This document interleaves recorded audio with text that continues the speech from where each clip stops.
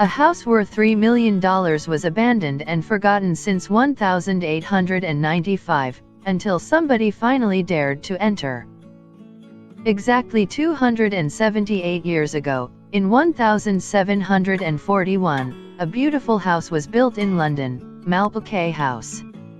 The building was occupied for 150 years by rich families who could afford to live there. The capital of England, however, became increasingly popular. It blossomed into a modern, bustling and powerful city that attracted many people.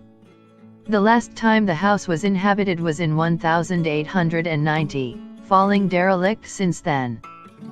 Because the house was uninhabited and untouched, stepping into it was like stepping into a time capsule. Time stood still there, and it was exactly the same layout as it was in the 19th century.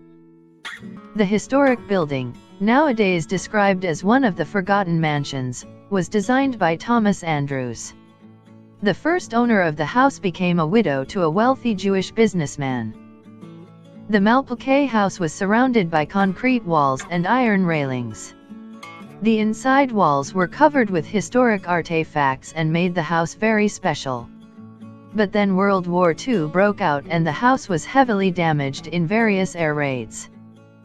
The house was heavily damaged, and it wouldn't be until the late 90s before museum director Tim Knox and landscape architect Todd Lands-Tafgowan bought the estate, to house their enormous collection of art and antiques.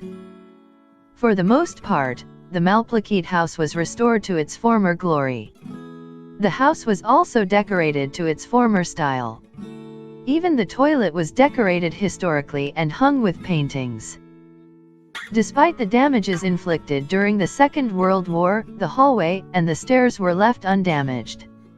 It has remained so since 1975 and was filled with hunting trophies from the same period. Every room had the same layout as before.